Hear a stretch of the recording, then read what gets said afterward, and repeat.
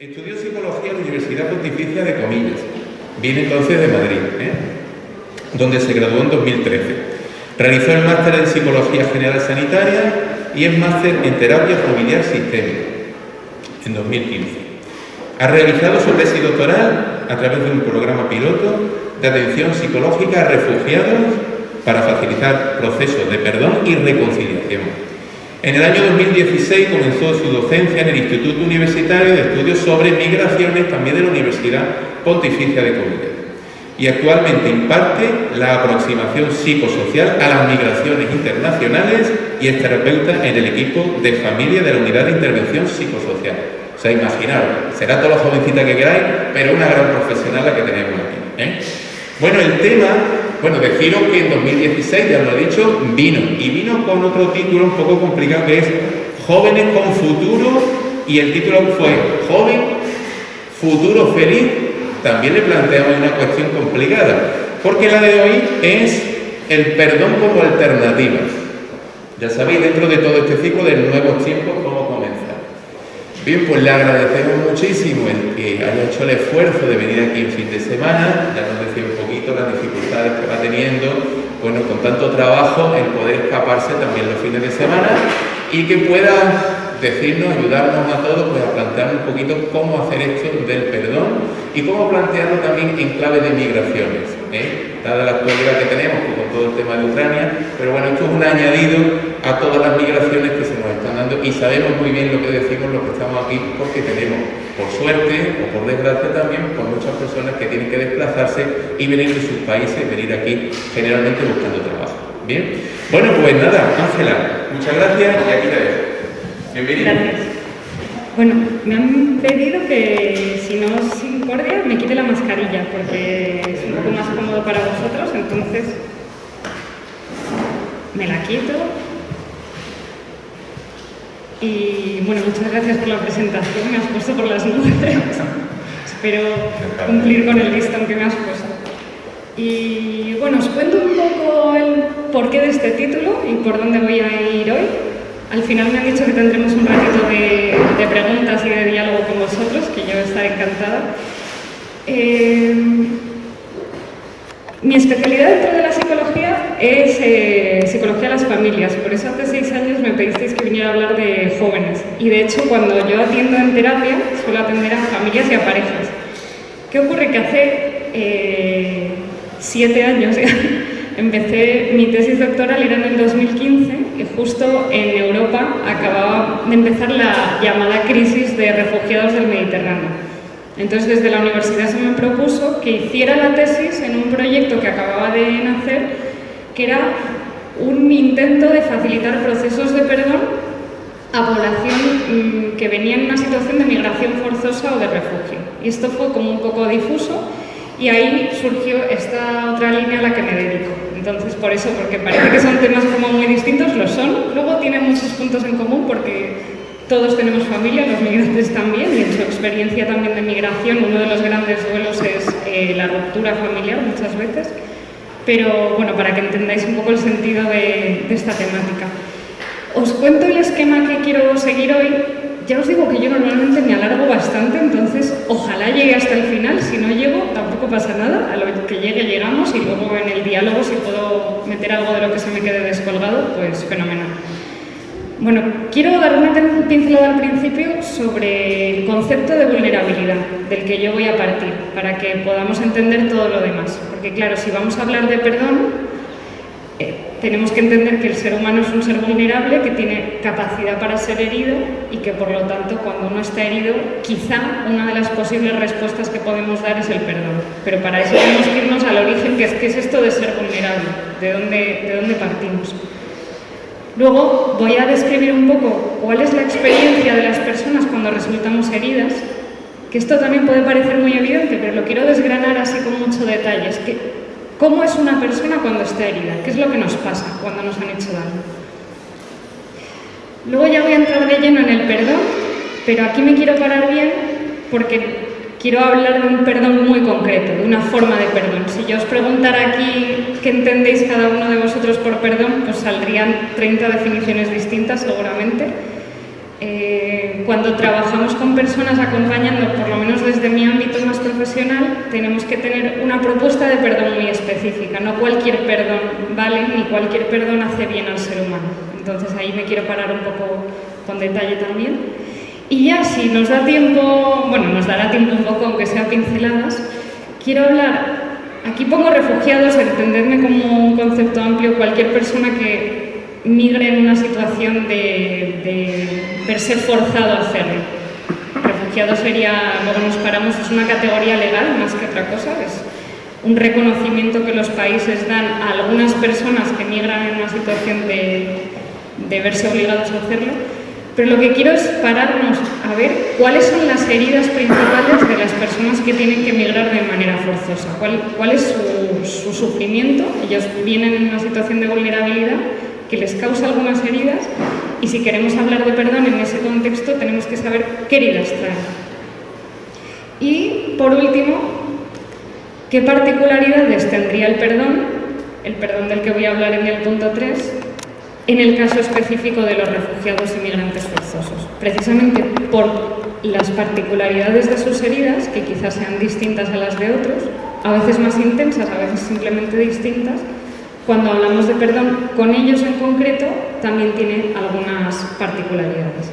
Entonces, bueno, este es el hilo conductor que os quiero presentar. Luego yo iré saltando porque también me vienen ideas y voy y vengo, pero que sepáis que es ahí donde quiero llegar. Entonces, ¿qué es esto de la vulnerabilidad? A mí me gusta mucho la imagen del globo, ahora os explico por qué. Pero cuando hablamos de vulnerabilidad simplemente es algo que en potencia puede llegar a ocurrir, no tiene por qué haber ocurrido. Es la posibilidad que tenemos los seres humanos de ser heridos. A veces se da la herida y otras veces no se da, pero potencialmente podemos ser heridos. Además se le añade que el ser humano tenemos conciencia, las personas, de que nuestra vida tiene un final. Y eso a todos, independientemente de la situación en la que nos encontremos, nos hace vulnerables, porque sabemos que esto que tenemos en este instante algún día se va a acabar. Entonces la conciencia de eso, saber que la vida no es para siempre, también nos hace un poco vulnerables. A veces para bien, a veces para mal, pero también nos pone en una situación de estar constantemente confrontando la posibilidad de nuestro final y de las personas a las que queremos. A mí me gusta pararme en dos dimensiones distintas de la vulnerabilidad. Una sería la más individual, que es la que he llamado ahí antropológica, y otra sería la social. Me paro en la individual, os ponía ahí el globo porque es el ejemplo que me gusta. Hay ciertas características individuales de cada uno de nosotros que nos pueden hacer más vulnerables al sufrimiento. Quizá una mayor sensibilidad.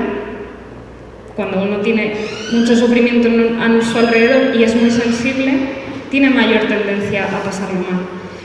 Quizá cuando tenemos poca fortaleza, que puede depender de un momento vital de la historia, pero también tiene que ver con nuestra familia de origen, con lo que hemos vivido, cuando tenemos una estructura de personalidad no muy fuerte, que nos hace siempre estar en mayor riesgo de pasarlo mal. Y esto tiene que ver con nosotros. Tiene que ver con nuestra historia también, pero es algo que llevamos dentro y por eso lo llamo individual antropológica y me gusta la metáfora del globo porque es maravilloso y es precioso y precisamente por lo vulnerable que es, a mí me atrae mucho. De hecho, yo cuando veo así globos por la calle me parece como una escena muy bonita, a los niños les atrae mucho, pero saben que se va a acabar, el globo no llega al final del día. El globo solo por ser así es muy vulnerable. Pero ¿qué ocurre? Si además lo ponemos en un entorno adverso, que es lo que he llamado ahí vulnerabilidad social, la cosa se complica un poco más. Entonces, nosotros podemos traer nuestra vulnerabilidad de fábrica, pero si además nos insertan en un contexto familiar o social donde hay dificultades para que nosotros nos desarrollemos bien, para que podamos vivir, para que podamos continuar hacia adelante con nuestra vida, tenemos mayor riesgo de ser heridos. Ahí os ponía algunos ejemplos de posibles contextos de vulnerabilidad social, pero podría ser la pertenencia a algún tipo de grupo, algún grupo minoritario, que cuando se insertan en el grupo mayor pues se sienten amenazados, se sienten juzgados, les cuesta la integración en la vida cotidiana de la sociedad más amplia. Puede ser simplemente haber nacido en una familia que no tiene muchas posibilidades económicas. Entonces, imaginaos, todo suma. Uno tiene cierta vulnerabilidad individual por sus características personales. Además, está inserto en una familia con pocos recursos económicos y que no puede posibilitarte, por ejemplo, unos estudios futuro, porque es necesario que para la familia muy pronto tengas ingresos económicos. Entonces te tienes que poner a trabajar con 16 años. Además, estás en un barrio donde los referentes sociales que tienes pues no necesariamente son los mejores. Entonces no te dan las mejores ideas siempre de a qué te puedes dedicar en tu vida, qué puedes hacer con tus capacidades, y así suma y sigue. Estás en un país, vamos a ponerlo más complicado, donde políticamente hay mucha violencia, o estás en un país donde hay violencia explícita y tienes una situación de guerra. Entonces, los contextos, a medida que los ampliamos, si son complicados, nos van añadiendo vulnerabilidad. Perdona, que no veo. Me paro en la segunda parte.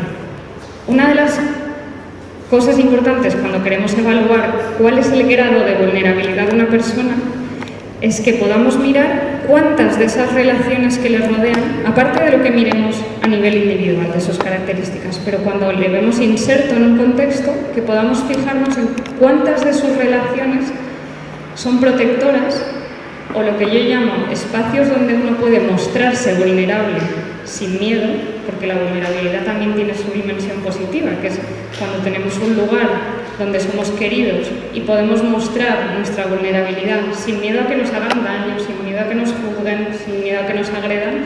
Eso es muy protector. ¿Y cuántas de nuestras relaciones nos hacen más vulnerables porque nos hacen estar en un contexto que nos da más posibilidades de ser heridos, por las razones que sean, de todas las que mencionaba antes? Aquí hay un estudio que a mí me encanta, es ese que tenéis abajo, por si queréis buscarlo algún día ahí en internet y trastear. Hoy solo os cuento el titular.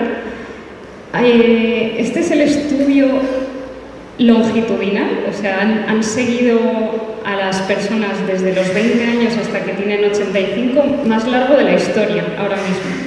Y lo están haciendo en Boston, con gente que fueron militares cuando tenían 20 años y luego dejaron la carrera militar, empezaron a estudiar y les han ido estudiando cómo están en su vida, cuáles son sus características desde los 20 años hasta hoy.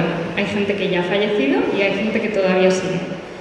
Bueno, pues una de las conclusiones a las que he llegado, que parece muy absurda porque es evidente, pero a mí me parecía muy llamativa, es que estaban mucho mejor a nivel de salud y anímicamente, ya os digo que esto es evidente, aquellos que tenían un matrimonio feliz, así de básico. Entonces, gente que describía sus relaciones más cercanas, aquí os lo concreto como un matrimonio feliz, pero sus relaciones más cercanas a nivel familiar, las de la interacción del día a día, eran evaluadas de una manera positiva, tenían mejores resultados en salud, tenían mejor memoria, mejor funcionamiento físico, cognitivo y eran más felices. ¿Qué ocurre? Que esto para mí tiene mucho que ver con lo que os hablaba de relaciones protectoras. Cuando tenemos en nuestra vida, aparte de nuestra vulnerabilidad, relaciones en nuestro entorno, donde nos podemos mostrar vulnerables sin que se nos agreda, eso nos hace bien a tantos niveles que a veces ni siquiera podemos alcanzar a imaginarnos cuál es la magnitud del impacto que tiene para nosotros. Rodearnos de gente que nos hace bien. Bueno, entonces nada, esto ya os lo decía.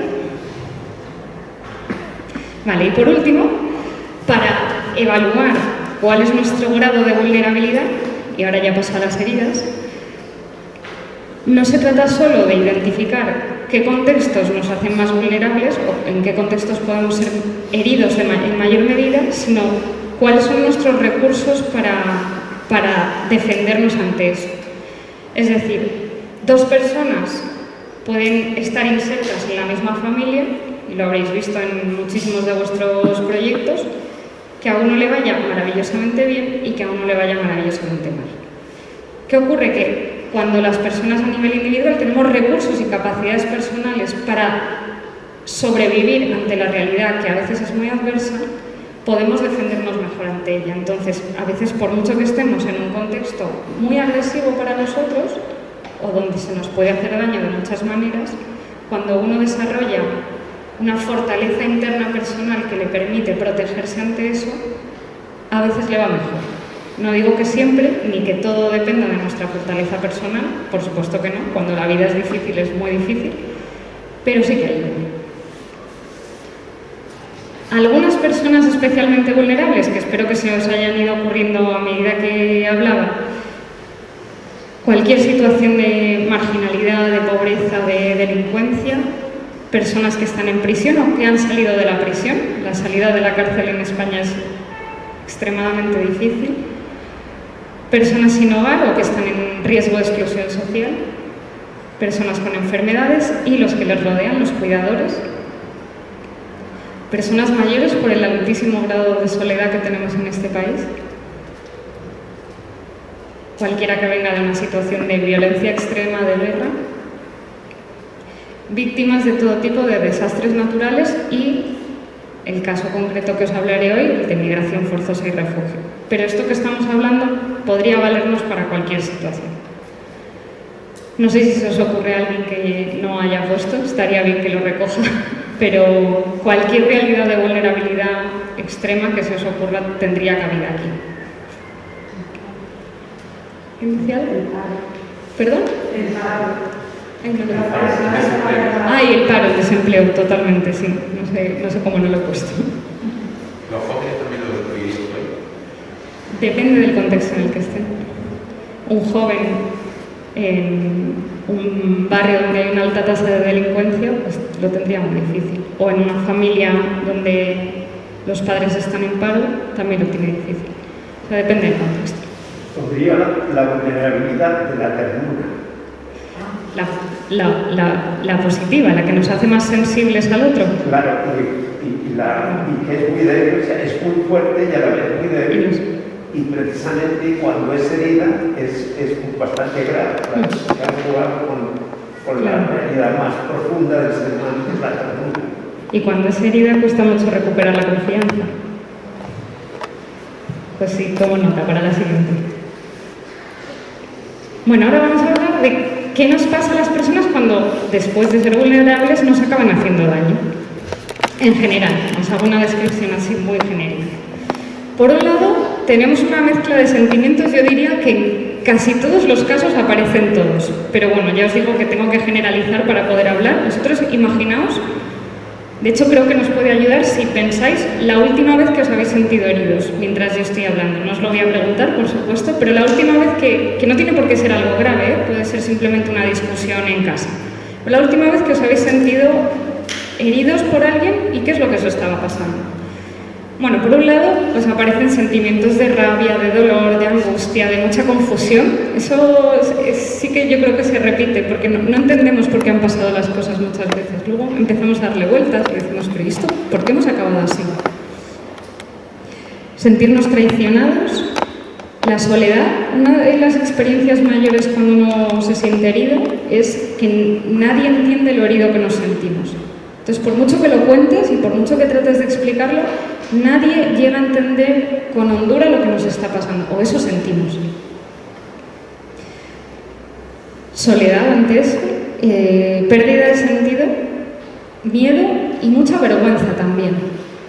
Esto lo quiero explicar porque es un poco paradójico, pero la cuestión de la vergüenza es, a veces cuando otro nos hace daño, también empezamos a pensar qué estarán pensando los demás, que se han enterado de que esta persona nos ha hecho daño y que yo no me he defendido o que no he sabido hacerlo. O sea, ¿qué estarán pensando todos los observadores? Y eso nos causa mucha vergüenza. Y por eso también empezamos nuestros discursos de por qué no lo habré hecho de otra manera, por qué no me protegí, por qué no respondí de una manera distinta. Ahí empiezan a darle vueltas a la cabeza. Este es el bloque de qué es lo que pensamos. Pues empezamos a desear vengarnos un poco. No penséis en una venganza cruenta, que puede llegar a ser, pero este deseo de a ver si se la devuelvo un poco, que eso aparece y es muy humano y aparece en todos nosotros. Otra cosa es que luego ejecutemos ese deseo, no tiene por qué llegar a concretarse, pero desear que el otro medio la pague de alguna manera no suele pasar. Darle muchas vueltas a por qué nos ha pasado, por qué ocurrió lo que ocurrió. Preguntas también sobre cuánto habrá de nosotros de propia responsabilidad, de propia culpa en lo que ha ocurrido. A veces simplemente culpamos al otro, pero a veces empezamos a darle vueltas y decimos, a ver si es que yo dije algo que no debía haber dicho, a ver si es que metí la pata, a ver si es que este comentario o la manera en que lo dije fue lo que desencadenó todo lo demás. Empezamos a tener ideas de poner fin a esa relación, depende del conflicto, si es algún familiar cercano no siempre llegamos a esto, pero si es una amistad, si es una relación laboral y ha habido una herida importante, pues a veces decimos, es que esta relación no me compensa, es que me trae más disgustos que otra cosa. Empezamos a pensar en el otro como alguien inhumano, con características muy negativas, como alguien que es casi una especie de monstruo y le deshumanizamos completamente. Y dejamos de creer, esto último es de las cosas que más cuesta reparar, dice, rompe la creencia en un mundo justo.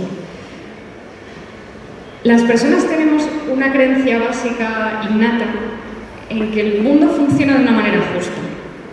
Y entendiendo justa como las personas obtenemos aquello que merecemos, más o menos. Esto puede parecer un poco fantasioso o un pensamiento infantil, pero nos ayuda a estar en el mundo, nos ayuda a salir a la calle, a salir a nuestro trabajo, a relacionarnos con los otros pensando pues, que el mundo de las relaciones es una cosa relativamente balanceada en la que yo doy y recibo de igual manera. ¿Qué ocurre? Que cuando somos heridos, esta creencia que el mundo funciona de una manera justa se nos parte completamente.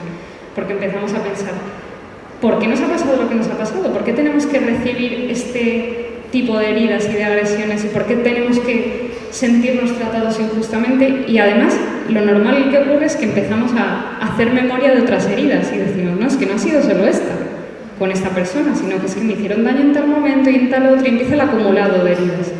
Y entonces dejamos de creer, y esto es lo que os digo que cuesta mucho reparar, en que el mundo de las relaciones funcione de una manera justa. ¿Qué ocurre? Que cuando empezamos a creer que esto ya no es verdad, dejamos de confiar en los demás y eso cuesta mucho reconstruirlo. Nos volvemos pues, gente con una coraza mucho más grande. Y algunos comportamientos que solemos tener cuando nos han hecho daño, que son muy humanos y que los tenemos todos en mayor o menor medida, que es evitar al otro, o intentar no cruzarme con esta persona, o evitar situaciones que nos recuerden al otro y confrontarle o incluso vengarnos, ya en el último grado. Y digo, la venganza tiene un abanico de posibilidades, puede ser desde el voy a ver si te la devuelvo un poco y que lo pases tú también mal, hasta venganzas mucho más serias. Todo esto que os he contado, a mí me gusta recordarlo como la respuesta natural que tenemos las personas. A veces tendemos a culpabilizarnos mucho por sentir emociones que son negativas y que nos hacen sentir mal, porque pensamos, bueno, es que esto no debería estar haciéndolo, no debería estar sintiendo estas cosas, no debería estar pensando estas cosas sobre el otro. Vamos a dar un paso atrás. Esto es la respuesta natural del ser humano cuando nos hacen daño. Yo la pregunta que me hago es ¿qué podemos hacer con esto? Pero no vamos a criminalizarlo ni a condenarlo. Esto es lo que nos pasa cuando alguien nos hace daño. Y lo que nos hace maravillosos como ser humano es que podemos no responder de manera inmediata a todo esto que nos pasa. Podemos pasarlo por el corazón, darle una vuelta, podemos decidir qué es lo que hacemos con esto.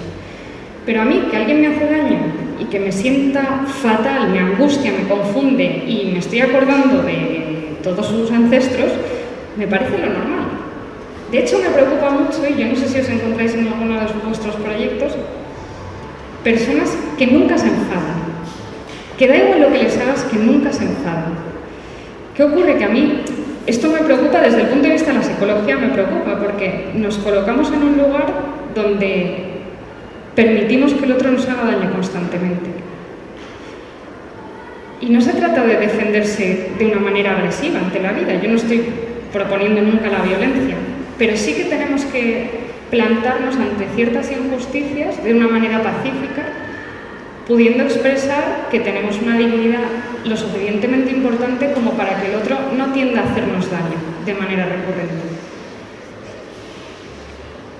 Por eso digo, me gusta que la gente se enfade cuando corresponde, no que vivan enfadados, pero cuando el otro nos hace daño tenemos que responder de una manera adecuada y luego darle una vuelta a eso y pensar qué es lo que vamos a hacer con eso y cómo quiero que eso no me coma la vida ni que me convierta en una persona cargada de amargura, pero tenemos que poder llegar a sentir que estamos enfadados y que no pasa nada. Luego me decís si estáis de acuerdo en la ronda de preguntas y hablamos un poco de esto.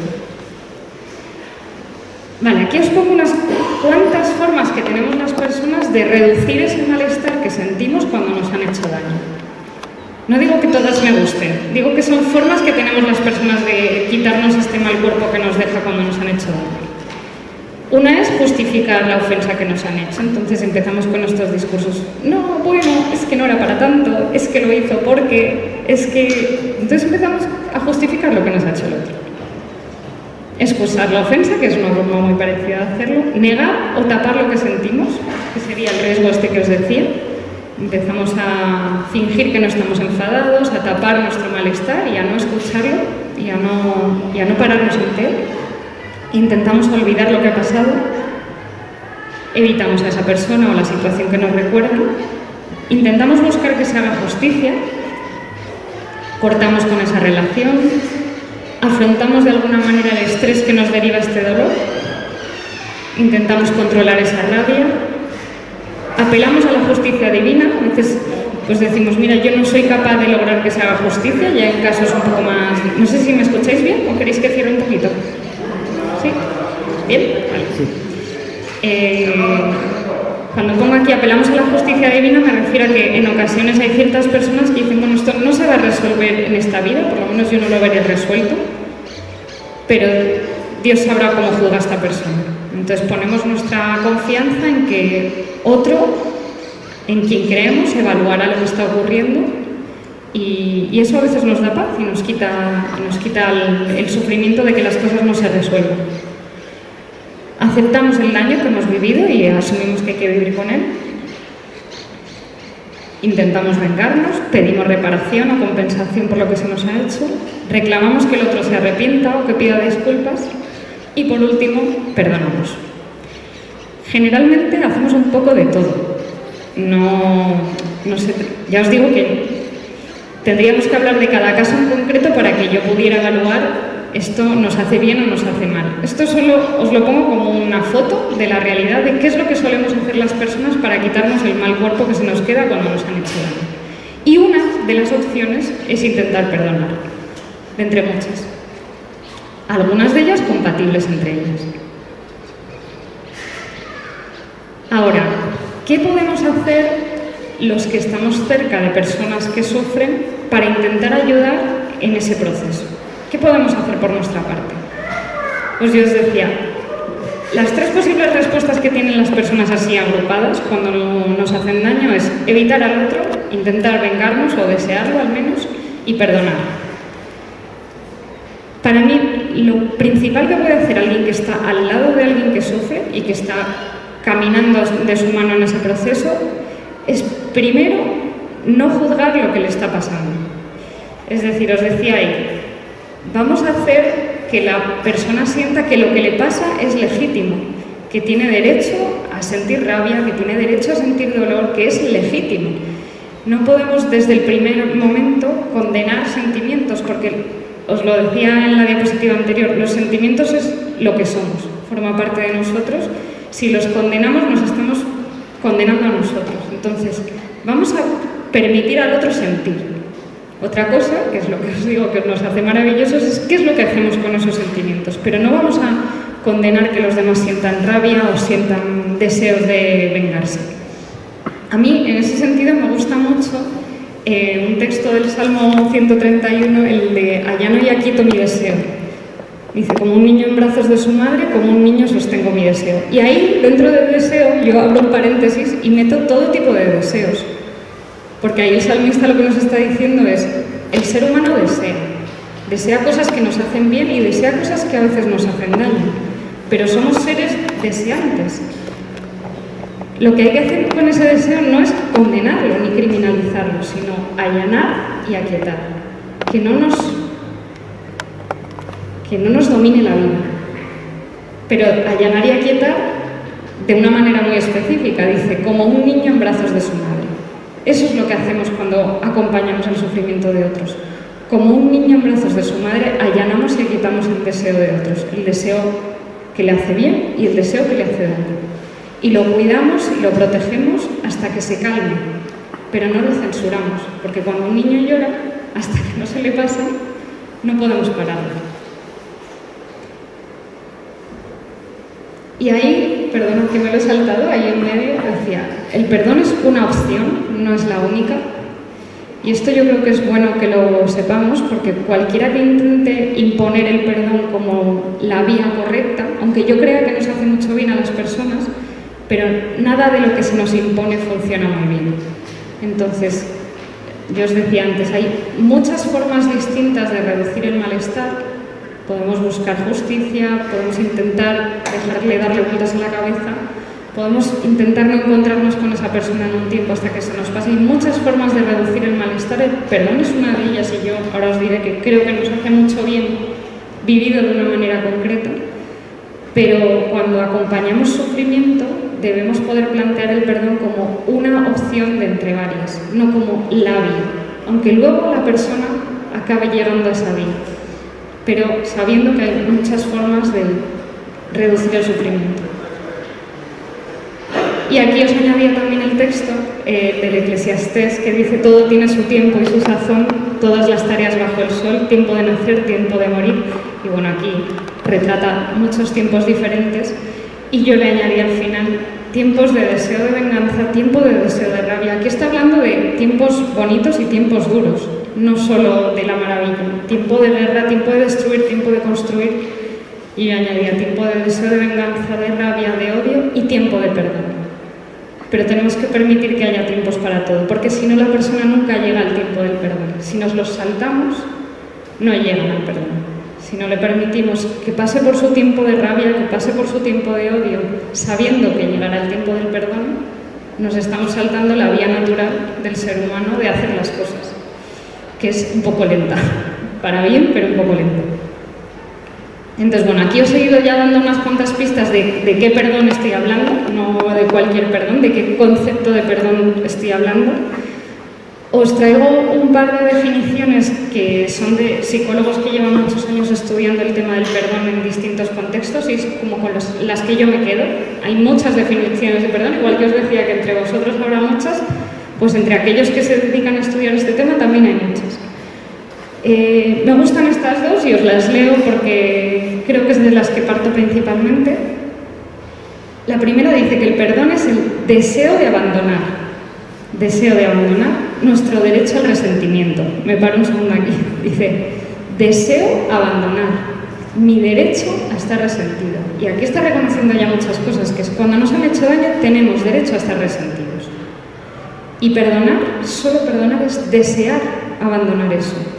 Ni siquiera implica que ya lo hemos abandonado el resentimiento, ni siquiera implica que ya nos sentimos bien, ni siquiera implica que ya se nos ha pasado y nos hemos restaurado relaciones con esa persona. Él dice, solo con desear abandonar, eso para mí es perdón, porque ya es una opción personal que he tomado. Yo quiero que esto pare, quiero que este resentimiento pare, y eso ya es perdón. Luego tenemos ya el perdón ideal, el perfecto, en el que ya todo se nos pasa y volvemos a sentirnos como antes, si es que llega. Pero ya este primer paso en el que yo digo, oye, es que no puedo más con esta amargura, es que quiero que esto se acabe, eso ya es perdón. Y luego tiene una segunda parte que dice, y a la vez promovemos la compasión, la generosidad e incluso el amor hacia el otro. Pero esto sería como una segunda parte. O sea, lo que dice es, cuando yo quiero quitarme este dolor, ahí ya he empezado a perdonar.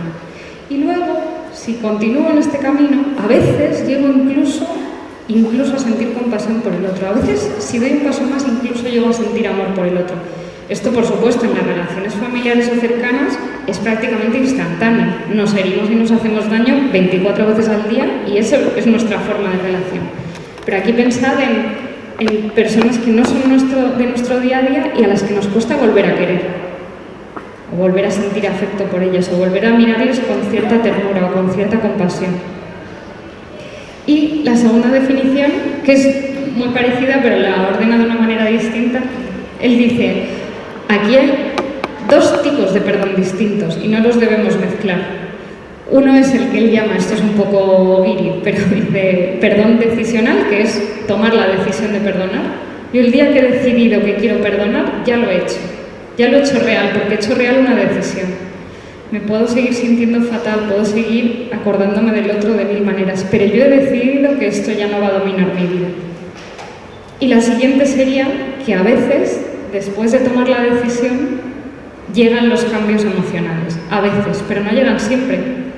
Porque a veces hay heridas que son muy hondas y que tardan muchos años en desaparecer. Pero ¿qué ocurre? Que hay gente que puede vivir con una herida muy honda, con muchísimo dolor, puede vivir acordándose de una situación y que le siga causando un sufrimiento tremendo, pero que si tú le preguntas te diga, no, pero es que yo he decidido que quiero perdonar eso. ¿Y quién soy yo para decidir que esa persona no ha perdonado? Aunque siga sintiendo dolor, aunque siga sintiendo rabia, pero si me cuenta en voz alta, yo quiero perdonar eso, ya está. ¿Quién soy yo para decir que no lo ha hecho? Pasa que el perdón emocional, como os decía, tarda un poco más, pero porque somos humanos. Es que cuando nos hacen daño hay muchas cosas que se rompen por dentro y que es muy difícil reconstruir. Entonces, llegar a sentir afecto por el otro, llegar a que se nos pase este sufrimiento, pues a veces tarda. A ver. Vale, y aquí por último, porque esto primero ya os lo decía, es que lo importante del perdón del que yo os quiero hablar es que el que cambia es la víctima. Cuando perdonamos no estamos pretendiendo que cambie la persona que nos ha agredido, no estamos pretendiendo que se convierta en alguien distinto, ¿no? Ni siquiera estamos pretendiendo que se arrepienta. Ahí ya estaríamos hablando de otra cosa distinta que os mencionaré, que es la reconciliación. Pero yo estoy hablando de una transformación individual que hacemos las personas en relación a algo que nos ha ocurrido.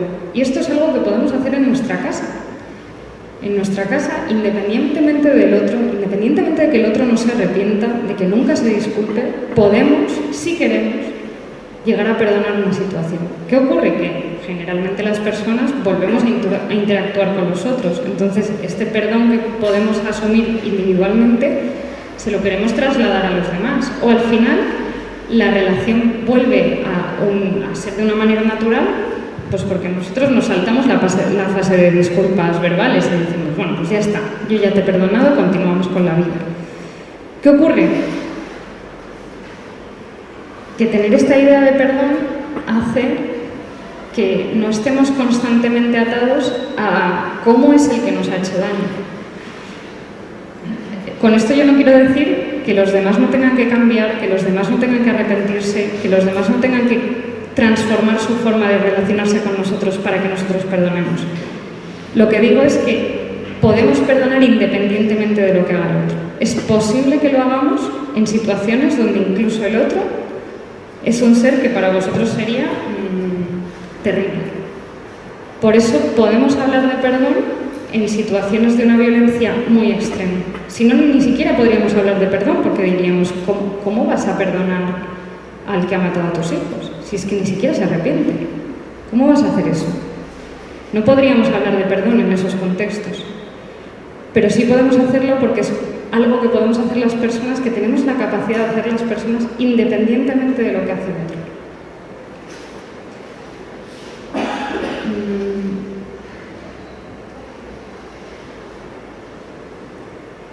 Vale, nada, es que esto ya os lo he contado. Aquí esto es lo que me quería parar. Yo lo que me he encontrado cuando empecé a trabajar con refugiados fue porque comenzamos unos talleres para facilitar procesos de perdón con ellos. Y lo que me encontraba era mucha confusión entre el concepto de perdón y reconciliación. Y por lo tanto, mucho rechazo a la idea de perdón. Entonces la gente, cuando les planteábamos, oye, pues vamos a hacer unos talleres para ver si podemos facilitar a aquellos que queráis que podáis perdonar, o que os ha ocurrido. La gente se enfadaba terriblemente. Pero tú sabes lo que he vivido yo. ¿Te haces una idea de lo que estamos hablando? ¿Cómo se te ocurre plantearme solo la palabra perdón? Entonces la gente se enfadaba con mucha virulencia. Yo aguantaba el tipo ahí como podía. Pero una de las primeras cosas que teníamos que hacer para poder permitir que llegaran a entrar en los procesos era: vamos a distinguir la palabra perdón de la de reconciliación, porque cuando la gente viene muy herida es importante que las tratemos como dos dimensiones distintas, porque si las mezclamos, entonces la gente se echa para atrás muy pronto, pero demasiado pronto, y dice, no, yo con el otro no, es que ni me acerco, es que no puedo, no me puedes pedir eso. ¿Qué ocurre? Que cuando empezamos a entender que perdonar y reconciliarse son dos cosas distintas, que en nuestra cotidianidad están muy vinculadas porque las hacemos juntas, porque perdonamos a nuestras relaciones más cercanas, pero en situaciones de extrema vulnerabilidad hay que tratarlas por separado, porque los agresores a veces, estamos hablando de gente que nunca se arrepiente, que continúa agrediendo incluso, o que no vamos a conocer, o que no nos vamos a encontrar con ellos, tenemos que poder tratarlas como algo separado, porque no siempre que perdonamos vamos a retomar la relación con el otro, no siempre.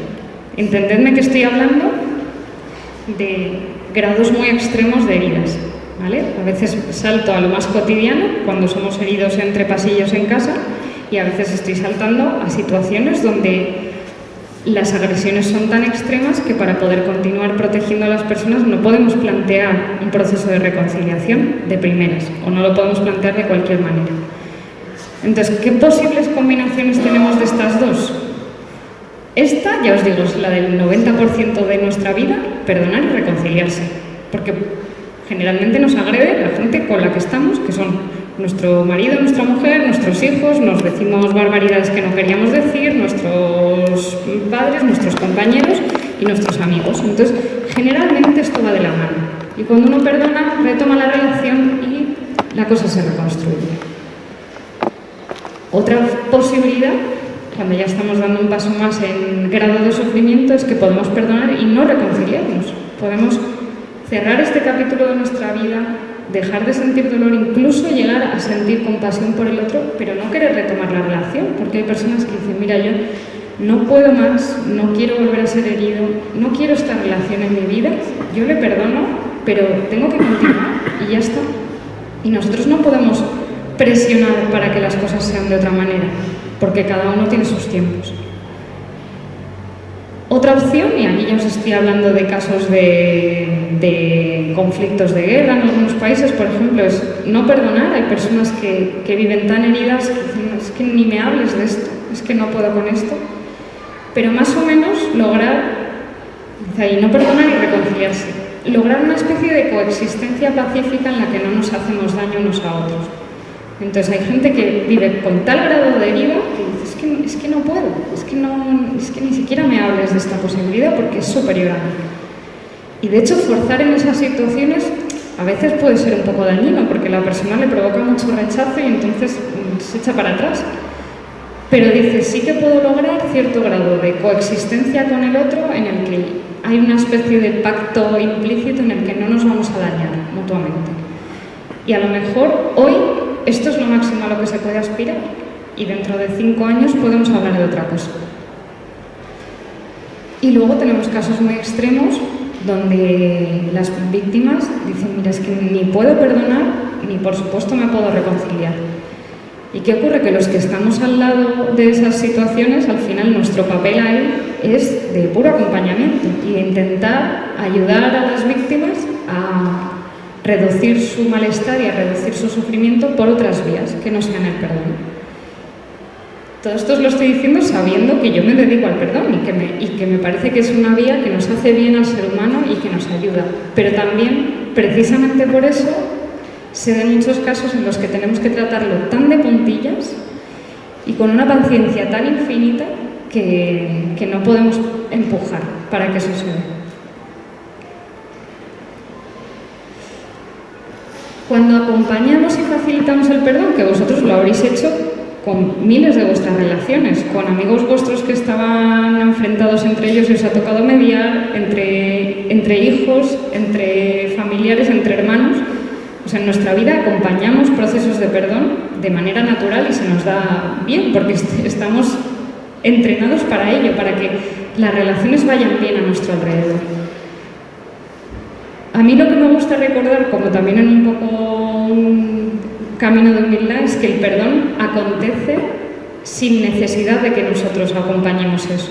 O sea, el perdón llega a las vidas de la gente sin que nosotros necesariamente tengamos que intervenir. Porque la gente tiene sus caminos también y llegan a poder perdonar por sus vidas. ¿Qué ocurre? Que hay ciertas cosas que sí que podemos hacer para facilitar ese proceso. Pero no somos imprescindibles. Si estamos bien y cuando estamos, pues hay ciertas cosas que pueden ayudar al otro. Pero si no estuviéramos, la persona puede llegar a hacer ese mismo camino sin nosotros. Entonces aquí os cuento algunos pasos que, pues al final, todos los que se dedican a acompañar el perdón han ido identificando como importantes para que el camino se dé bien, para que no nos saltemos ninguno de los pasos necesarios para que la persona pueda llegar un día a decir, pues sí, yo creo que perdono. La primera, para mí sería la más importante y además os digo que puede llevar, bueno, en casos cotidianos muy poquito tiempo, pero en casos graves puede llevar semanas, meses o incluso años. Y tenemos que pararnos en ella todo el tiempo que haga falta, que es reconocer el daño que se nos ha hecho. Entonces tenemos a una víctima, nosotros queremos acompañarla en la medida de nuestras posibilidades, queremos ir a su lado. Y ya no estoy hablando de procesos psicológicos ni terapéuticos, sino de personas que llegan a vosotros y que están heridas y que vosotros pues, sois personas que se encuentran en el camino. Necesitamos pararnos a ver nuestras heridas, porque si no, el perdón que llega después sería una cosa falsa. Si no nos hemos parado a ver qué es lo que se nos ha roto cuando nos han hecho daño, no podemos perdonar eso, porque no sabemos qué es lo que tenemos que perdonar. Y cuando alguien nos hace daño se rompen muchas cosas. No es solo, mira, es que discutí contigo y es que no estoy de acuerdo del todo en lo que dijimos y además es que tú no tenías razón. No es solo eso, es que se rompen muchas cosas por dentro cuando hay un conflicto. Aquí os hablo de unas cuantas dimensiones en las que es importante que la persona se pare, pero probablemente se me han escapado unas cuantas y se os ocurran otras. Aquí, cuando tenemos que reconocer el daño que nos han hecho, primero hay que hablar de la rabia y pararse un poquito en ella. Hay que poner sobre la mesa el deseo de venganza, porque a veces nos da tanta vergüenza expresarle al otro que hemos llegado a sentir deseo de venganza que lo tapamos, como si eso no existiera. Y cuando digo venganza, entendedme, os lo digo como de la manera más amplia que hablaba antes, como este deseo que a veces tenemos de que el otro lo pague un poco. Me ha hecho tanto daño que no me importaría que lo pasara igual de mal que yo. Tenemos que pararnos a pensar el tiempo que hemos perdido y la energía emocional que hemos perdido en la propia herida. O sea, cuando alguien nos hace daño, no es solo el momento del conflicto, de esa herida, sino todo lo que se pierde después, o sea, todo lo que se nos rompe en el tiempo después de haberlo pasado mal, de haberle dado vueltas a la cabeza, de haber llorado, de haber sufrido después de eso. Y eso también es una pérdida, son las consecuencias de la herida, pero es una pérdida también. Todas las comparaciones que hacemos entre cómo estoy yo y cómo está el otro, mírale, si está ahí tan campante, con lo mal que lo estoy pasando yo, mírale, si es que ni se ha enterado del daño que me ha hecho. ¿Y cómo nos comparamos constantemente con el otro? El cambio personal, para mí esto es fundamental. A veces las heridas son tan duras que no volvemos a ser los de antes. Y por perdonar no vamos a volver a ser los de antes. Pensad en gente que ha sufrido mucho y que se les ha hecho mucho daño, pues a veces ya no son los de antes. Y ya está, y tenemos que asumir esa pérdida. Y eso es una pérdida grande, y es una pérdida que la persona tiene que identificar y tiene que poder decir, oye, es que me hicieron tanto daño que yo ya no me relaciono igual con los demás, ya no tengo la misma manera de pensar, ya no tengo la misma manera de entender no solo esta relación, sino otras en las que estoy inserto. Y cómo, a partir de nuestro cambio personal, a veces cambia nuestra manera de entender el mundo. Os hablaba antes de cómo se rompe a veces la creencia en un mundo justo. Pues a veces cuando se nos hace mucho daño, y esto ya, pues imaginaos situaciones donde se acumula el sufrimiento, seguro que tenéis en vuestro entorno vidas que dices, es que a perro flaco, al final de verdad, hay gente que dices, es que es una detrás de otra y es horrible porque tenemos que acompañar también un nivel de vulnerabilidad y de sufrimiento tremendo. Pero ¿qué ocurre? Que cuando a una persona se le ha herido tanto, ya su manera de entender el mundo cambia muchas veces. Y eso es otra pérdida que tiene que identificar, tiene que poder decir, oye, es que me hicieron daño, sentí rabia, sentí dolor, siento además que he perdido mucho tiempo en esto, mucha energía en esto, y además yo ya no soy el mismo de antes. Es que es mucho lo que hay que perdonar, no es solo aquella discusión. Todo esto yo lo englobo en estas tres que, bueno, no sé si habéis escuchado hablar de unos talleres que se llaman Espere. No, ¿verdad? Bueno, estos son unos talleres preciosos que empezaron en Colombia hace como unos 10 años con víctimas de las FARC y desmovilizados de la guerrilla. Y fueron unos talleres porque los que salían de la guerrilla se reencontraban con antiguas víctimas en los lugares donde vivían, tenían que convivir juntos, entonces empezaron a ver que aquello o se trabajaba o era muy fácil que volvieran a estallar algunos conflictos. Entonces en Colombia se extendieron muchísimo estos talleres que eran para facilitar procesos de perdón, primero por un lado con víctimas y por otro lado con desmovilizados de las FARC, y luego aquellos que querían pasaban a talleres de reconciliación, también de manera conjunta. Y ellos, cuando hablan de qué es lo que se nos rompe cuando nos han hecho daño, lo engloban en estas tres, que es, se nos rompe la seguridad, se nos rompe la sociabilidad y se nos rompe el sentido de la vida. Por supuesto, dependiendo de la herida, se rompe en mayor o menor medida, pero siempre hay algo de esto que se rompe. Porque ya no siento la misma seguridad en la relación que sentía antes, me siento vulnerable, siento que me puedes volver a hacer daño.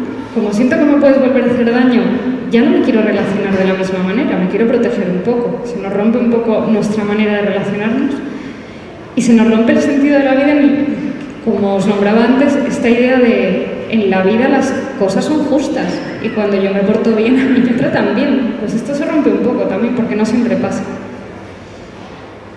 Y aquí ellos, me encanta cómo lo hacen, porque es gente que, ya os digo, llevan 10 años trabajando el perdón en Colombia, luego se ha extendido por toda América Latina, llevan haciendo estos talleres en todas partes, y ellos le dedican a lo mejor, pues si los talleres son 6 semanas, 2 o 3 solo a trabajar la herida, solo a la herida. Dicen, porque claro, es que si no, no estamos perdonando, estamos haciendo otra cosa, estamos diciéndole a la gente que no piense mucho en lo que le ha pasado, que vamos a lo importante que es perdonar. Pero ellos se han dado cuenta que lo importante para perdonar es pararse en lo que se ha roto. Luego viene la decisión. Una vez que yo sé qué es lo que tengo que perdonar, qué es lo que me ha pasado, ahora tomo la decisión y digo, ¿quiero o no quiero perdonar? Y aquí lo que suele ocurrir es que la persona dice, mira, es que llevo intentando muchas otras cosas y no me han funcionado. Sigo pasándolo mal. Estoy intentando no cruzarme con estoy intentando no darle muchas vueltas a lo que pasó, pero es que sigo estando mal. Entonces dice, mira, si las estrategias que yo tengo hasta ahora no me funcionan, vamos a ver si probamos una distinta, porque como siga como hasta ahora, la cosa va a repetirse o incluso puede ir a peor, porque el malestar se puede agrandar. Y la gente empieza a valorar el perdón como una opción. A veces lo hace más rápido y a veces lo hace más despacio, pero a veces dices que esto ya no es sostenible así, más tiempo. Esto recordad que os lo estoy planteando para que vosotros os imaginéis en aquellos momentos en los que os toca acompañar procesos de perdón de otros, facilitarlos, procesos de amigos, procesos de familias. ¿Qué lugar podemos ocupar cuando queremos facilitar que este proceso llegue a acontecer? Cuando ya estamos entrando de lleno en el tema del perdón, así de una manera más explícita, para mí una de las cosas fundamentales, que yo pensaba que no lo era tanto y a medida que han pasado los años me he dado cuenta que sí, es que tenemos que poder volver a pensar en aquel que nos hizo daño de una manera distinta, si queremos perdonarlo. Lo que nos suele ocurrir es que a veces, como os decía antes, deshumanizamos al que nos agrede y empezamos a construirnos una narrativa del otro como malo, como dañino, como alguien que no tiene sentimientos. Tenemos que poder empezar a imaginarnos al otro de una manera distinta. Y eso yo lo llamo empatizar, pero puede ser simplemente conocer un poco más de su realidad, intentar entender por qué actuó, cómo actuó, intentar conocer un poco más de cómo se sintió también cuando lo hizo, si es que eso es posible. Ya os digo que nuestra vida cotidiana, en el tipo de conflictos que tenemos, eso suele ser posible.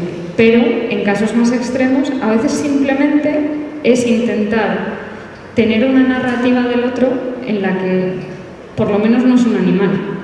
Y estoy hablando ya de casos muy extremos, de conflictos de guerra, pues os digo, yo trabajo con refugiados. La transformación radical de las personas viene cuando dejamos de describir al otro como alguien menos que humano. Y empezamos a decir, bueno, es un ser humano, probablemente ha cometido actos brutales y probablemente tenga una historia que explique que se ha convertido en ese tipo de persona. Y a lo mejor la persona no puede llegar más que hasta ahí. No podemos pretender que de repente tenga un discurso del otro como un ser maravilloso, no estoy diciendo eso. En nuestra cotidianidad sí. La manera de poder perdonar es volver a narrar al otro como alguien con sentimientos. Una segunda fase sería aceptar lo que nos ha ocurrido como un capítulo de nuestra vida, que no podemos borrar. Oye, pues mira, tuvimos un conflicto terrible, no voy a fingir que esto no ha pasado, no voy a olvidar, porque la vida pasa y deja huella, y empezar a aceptarlo como parte de nuestra vida. Esto fue así y ya está, es una pena, pero fue así. Y a veces las personas dan un salto más, esto no se da siempre, pero a veces la gente necesita expresar que ha perdonado, porque somos seres que nos comunicamos, entonces a veces necesitamos decirle al otro que le hemos perdonado.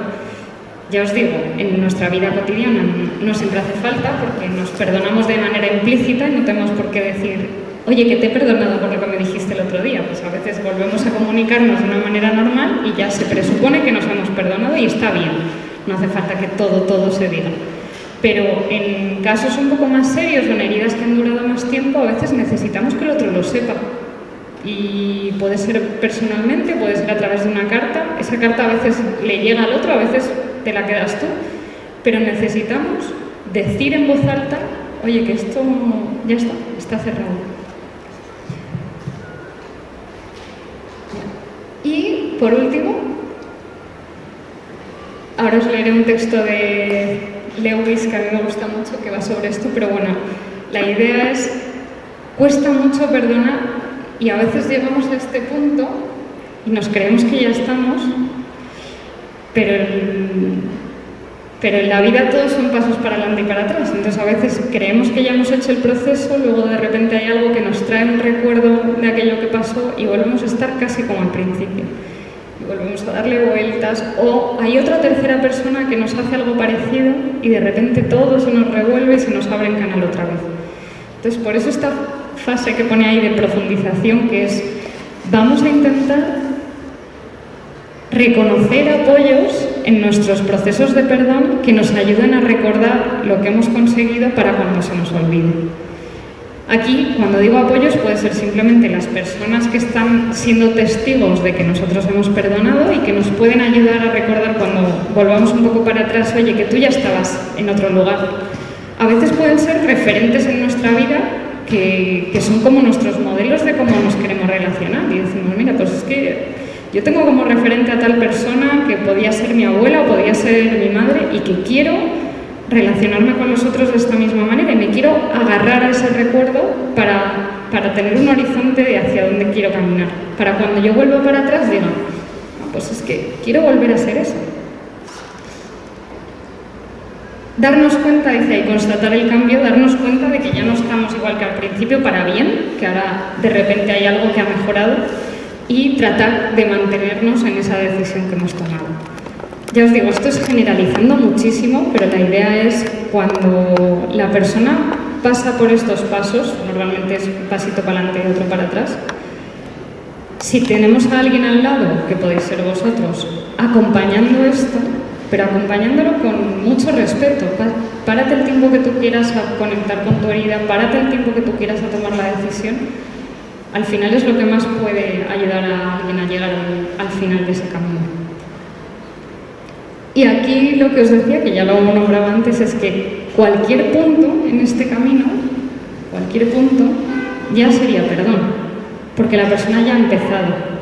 A veces tenemos como una idea de perdón como algo ideal, como como que tiene que estar aquí, si no hemos llegado al final del camino en el que podemos decir, no, es que ya todo está fenomenal con el otro, yo ya no sufro y además ya hasta pienso bien en él, creemos que no hemos perdonado, pero no es así. Si nosotros entendemos con cierta justicia cómo son los procesos reales de las personas, sabremos que como son procesos lentos, cualquier punto en ese camino ya es perdón, porque ya lo hemos empezado.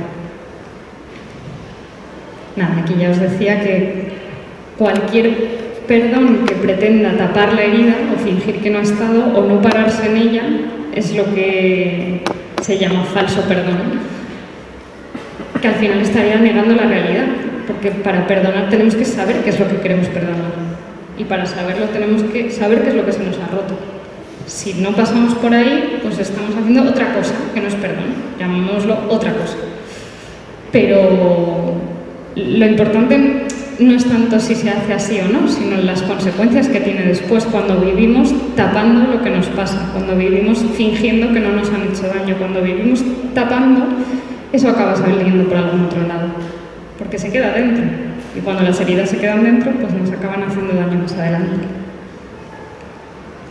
Y luego sí que es importante para mí señalar que cuando alguien está siendo herido en ese momento, no es el momento de hablar de perdón. Cuando uno está siendo agredido en ese instante, no toca hablar de perdón. Ahí lo que toca es proteger, cuidar a esa persona, intentar que deje de ser herida y ya después tocará hablar de perdón. Pero intentar que alguien perdone mientras le dañan, al final nos deja en la misma posición que os decía antes, que es en esta idea de que yo no soy lo suficientemente digno y que merezco que me dañen. Cuando uno sabe poner cierta distancia, sabe protegerse desde una protección pacífica, insisto que no estoy hablando de violencia, sino un paso atrás, preguntarle al otro por qué nos está dañando, qué es lo que está pasando ahí, ese por qué me pegas de Jesús. O sea, no se trata de permitir que el otro nos dañe, sino de salir de ahí y después poder hacer nuestro proceso de perdón y quizá de reconciliación. Vale. Y aquí os ponía este texto que a mí me encanta de Lewis, no sé si conocéis ese libro, se llama Reflexiones sobre los Salmos. Nada, es un libro muy cortito, este hombre escribió muchos textos, a veces de la vida, a veces del duelo y a veces con una referencia mayor a textos bíblicos, y tiene este que es Reflexiones sobre los Salmos, en el que habla del perdón y dice: no nos sirve de nada hablar como si el perdón fuera fácil, porque descubrimos que el trabajo del perdón tiene que hacerse una y otra vez. Perdonamos y una semana después una cadena de pensamientos nos lleva de vuelta a la ofensa original y descubrimos el viejo resentimiento como si nada hubiera hecho yo al respecto.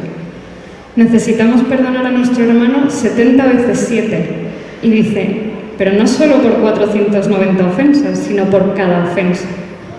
Necesitamos perdonar 70 veces 7 por cada ofensa. Porque perdonamos, luego la vida nos vuelve para atrás, se nos olvida que hemos perdonado, tenemos que volver a perdonar y volver a hacer eso no cada día, pero el camino del perdón es de ida y vuelta constante. Un poco de refugiados, os cambio ya el tema. Bueno, como os decía antes, para mí todo mi estudio del perdón viene porque lo hice con refugiados, entonces por eso tiene sentido que me pare a hablaros un poco de ellos.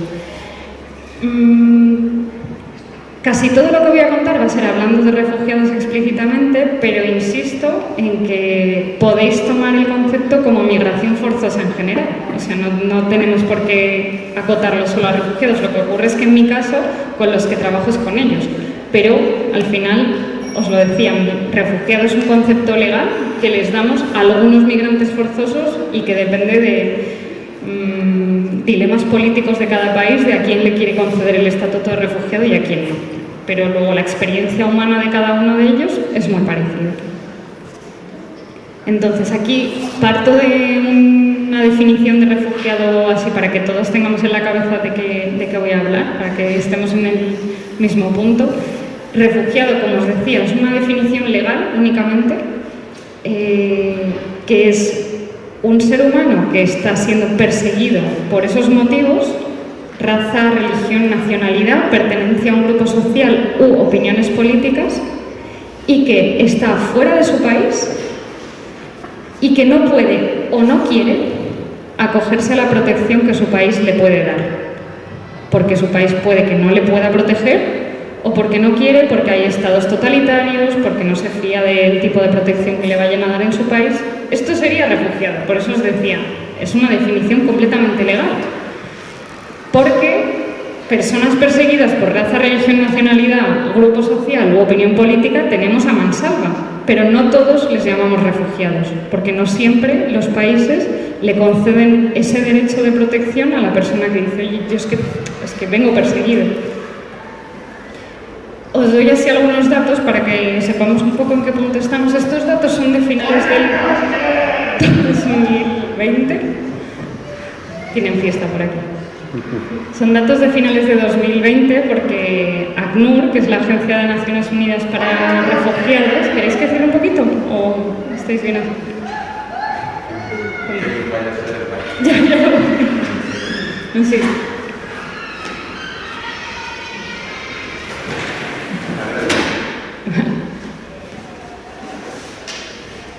A ver, sí. Nada, os decía, ACNUR saca las cifras de refugiados a mediados del año siguiente, entonces tenemos las cifras más recientes que tenemos son las de mediados del 2021, que eran las del 2020. Por eso os digo, estos números han cambiado mucho con los datos recientes. Pero bueno, para que os hagáis una idea, hacia finales de 2020 teníamos 82 millones de personas desplazadas forzosas en el mundo. Dentro de los grupos vulnerables de los que os hablaba, son uno de los grupos más grandes que tenemos en el mundo. Y en España, pues tenemos una realidad de migración forzosa grande que vosotros habréis visto en vuestros proyectos. Aquí sí que os doy un dato que es importante, que es este 48, que dice, de esos 82, en realidad gente que tiene que huir de su casa, la mitad, en realidad, se van a otro lugar de su país. No se van a otro país distinto. Entonces, como por ejemplo, como ocurre en Colombia, gente que vive amenazada en sus aldeas se suele ir a suburbios de Bogotá. Esos son desplazados internos también, migración forzosa, y que además viven en una situación de muchísima vulnerabilidad, pero no salen de su país. Entonces, no identificamos esa realidad tampoco.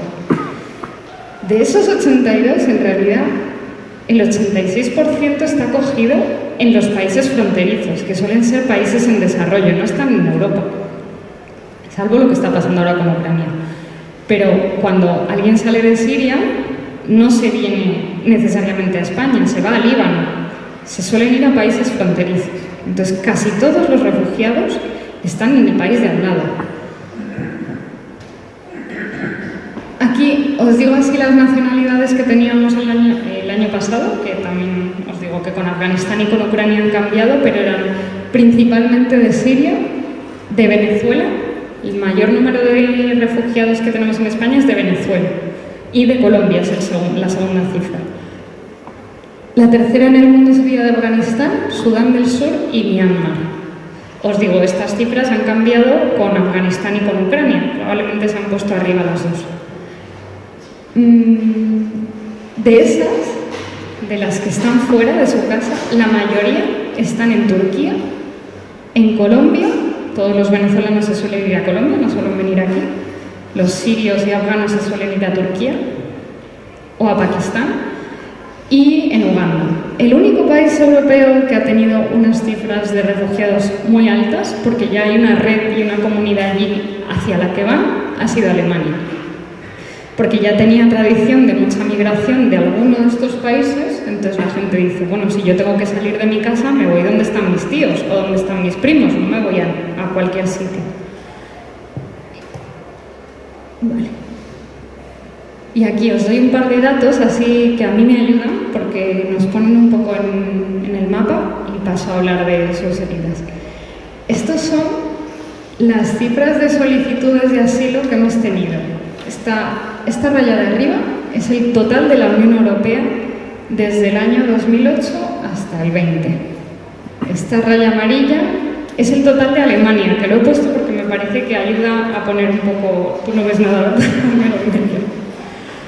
Alemania me parece que es una buena referencia para comparar con nosotros. Y esta línea chiquitilla de abajo es España, la verde.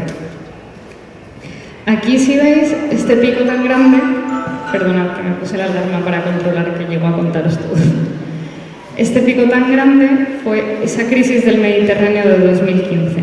Aquellas imágenes tan famosas del Papa en Lampedusa, me da vergüenza que nos hemos dejado de sentir y hemos dejado de conmovernos con lo que ocurre, fueron estas cifras. Pero si os fijáis, en España tampoco cambió muchísimo la tendencia. Sí que subieron las cifras de solicitudes de asilo, pero no fue lo que ocurrió en Alemania ni lo que ocurrió en otros países. Sí subió mucho la alarma, que no las cifras. Y aquí tengo los datos de España, porque esto es nuestro país y nos ayuda a ver qué es lo que nos está pasando aquí y cómo la gente a veces se lleva las manos a la cabeza, con o sin motivo, vosotros me diréis. Bueno, en España, hasta el 2015, casi no había tradición de solicitantes de asilo en nuestro país. Sí había mucha migración regular e irregular, pero no había tradición de solicitudes de asilo prácticamente, porque se iban a otros lugares, por la razón que fuera. Entonces, si os fijáis, son cifras menores, 4.000 solicitudes al año. Perdona, la línea azul es la de solicitudes de asilo y la línea naranja es la de cuántos estatutos de refugiado al final concedemos. Una cosa es que la persona nos pida asilo en España y otra que se lo demos. Normalmente se le da a muy poquitas personas. Mucha gente lo solicita, muy poquitas al final se les concede.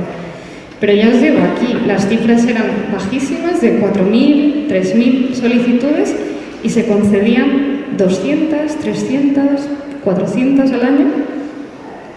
De repente en 2015 cambió un poco la cosa y pasamos a recibir 15.000 en ese año, cuando nuestra tradición era de 2.000, 3.000. Entonces 15.000 nos abrumó mucho, nos pareció que de repente no íbamos a poder gestionar ese tipo de cifras. Luego nos dimos cuenta que sí se podía, que era una cuestión de infraestructura y de poder establecer un poco una red de acogida. Pero nos asustó un poco, dijimos, oye, hemos pasado de 5.000 a 15.000. ¿Qué pasa? Que si pones estas cifras en contexto con lo que estaba pasando en otros países, pues también ayuda a pensar 15.000 a lo mejor tampoco era tanto. A lo mejor lo que pasaba es que lo anterior era casi nada. Y aquí ya las cosas han cambiado. Aquí ha pasado Venezuela y en menor medida Colombia. Estas cifras no son de sirios, no son de afganos que han llegado a España, han llegado, pero no son nuestros principales solicitantes de asilo en este país. Para que os hagáis una idea, de estos 54.000, 20.000 eran venezolanos. De 54.000 solicitudes de asilo que tuvimos en el 18, 20.000 eran venezolanos. Tienen aquí una red, tienen historia, muchos de sus abuelos eran españoles y si tú te vas a pedir asilo a un sitio, pues te vas al sitio en la medida en que puedes, donde tienes mayor red y mayor raíz. Y de estos 117.000, 40.000 eran venezolanos. ¿Vale? Para que tengamos así un mapa de cuál es nuestra realidad. Ahora ha cambiado, os lo digo, ahora ha cambiado. Las cifras de este año van a ser ucranianos y algunos afganos, ni siquiera muchos, porque los afganos también se están yendo a Alemania, porque es donde tienen red. Os hablo un poquito de sus heridas, muy poquito, y un poquito del perdón, y ya pasamos a que podamos dialogar con vosotros. A ver, esperad, es que prefiero irme directamente a la diapositiva, donde tengo las heridas.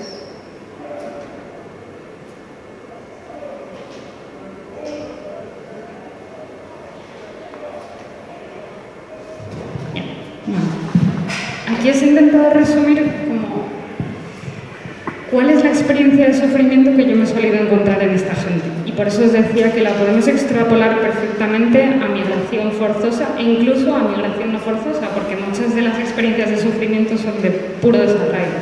Algunas no, algunas tienen que ver con la violencia que han sufrido. La primera sería un gran sentimiento de pérdida de identidad y de no tener raíces. De repente yo llego a un sitio nuevo, todo lo que yo era hasta ahora aquí no se valora, todo lo que yo sé hacer, lo que me han enseñado, mi cultura, mis tradiciones, aquí eso que yo soy, que es lo que yo sé hacer en la vida, no es valioso. Entonces, ¿quién soy yo?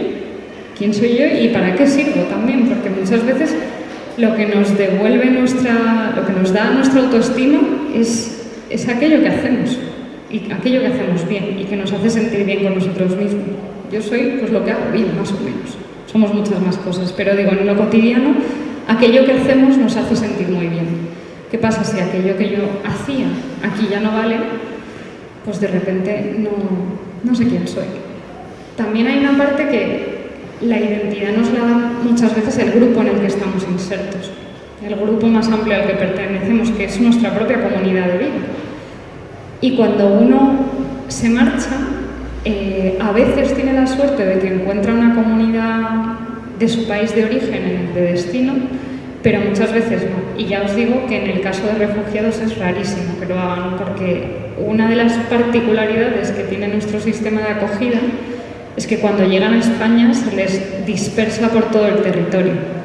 Entonces, por ejemplo, para que os hagáis una idea, llegaron unas 200 personas de Afganistán en agosto, que eran familias de gente que había trabajado allí y que el gobierno se comprometió a repatriar. A esos 200, que eran como unas 40-50 familias, se les ha repartido por toda España. Entonces ahora, en vez de tener, pues imaginaos, una pareja con sus 3 niños pequeños, en vez de tener unos vecinos cerca que también hablen farsi, que más o menos les ayuden con las dificultades de lo cotidiano, que digan, oye, ¿qué tal en el colegio? ¿Qué tal tu tutoría? Que puedan hablar de lo que les está pasando y que puedan ayudarse y apoyarse mutuamente, que es lo que hacemos las personas, apoyarnos en los que tenemos cerca, pues están uno en un pueblo de Coruña, otro en un pueblo de Murcia, otro... Que esa es una forma que tenemos en España de hacerlo. Yo no digo que sea mejor o peor, la verdad, no lo sé, porque la alternativa es un modelo que a veces da muchos problemas, que es reasentarles a todos juntos con el riesgo de que luego se creen guetos y que acaben aislados de la sociedad. Entonces, todo tiene pros y contras. ¿Qué ocurre? Que yo estoy viendo el de los contras de aquí, pero tampoco digo que la alternativa sea la ideal.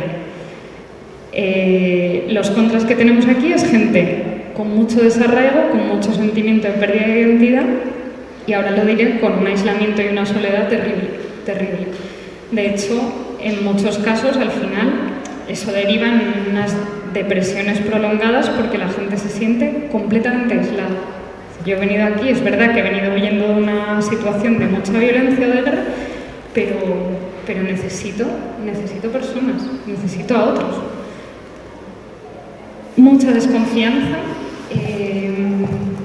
por lo mismo que os decía antes, cuando nos han hecho mucho daño, nos empezamos a poner una coraza ahí por capas, y claro, cuando la gente viene con este grado de heridas a veces, pues la desconfianza es inmensa, incluso a personas que les están ofreciendo ayuda. O sea, no sé si vosotros tenéis esa experiencia, pero yo, trabajando con refugiados, mi principal sensación es que me cuesta mucho ganarme su confianza. Hay que permanecer, hay que estar ahí, hay que ser constante, te tienen que poder identificar como alguien que no les va a dañar, que está ahí para ellos, y eso no es inmediato, porque vienen muy heridos. Y a veces eso nos enfada, como personas que nos dedicamos a ayudar y a estar para otros, pero si lo miramos con perspectiva, entendemos que es que tienen que estar ahí, es que tienen que estar en la desconfianza, porque vienen tan dañados que es lo único que ellos pueden sentir que les medio protege de no volver a ser heridos. Mucha rabia también por lo que han sufrido, mucho sentimiento de injusticia, de por qué a mí, yo tenía mi vida, tenía mi familia, tenía mi casa, ¿por qué a mí me tiene que pasar esto? Soledad, como os decía. Mucha nostalgia, también hay mucha gente que viene aquí que se ha tenido que dejar allí a sus padres o a alguno de los hijos, unos duelos muy complicados, gente que ha desaparecido o a la que han perdido y que no saben dónde está. Con lo cual, si tú no puedes hacer el duelo de una pérdida, no puedes enterrar al otro, no puedes hacer hacer ese proceso de despedida, pues al final es doloroso. Miedo, que va de la mano de la desconfianza. Claro, cuando vienes de una situación de mucha violencia, todo te da miedo también. Entonces, cuando hay fundados temores es porque es esa definición que os decía de refugiado que tenemos. La gente tiene fundado temor, pero lo tiene constantemente, entonces viven con miedo a todo. Y hasta que eso se desmonta también cuesta mucho.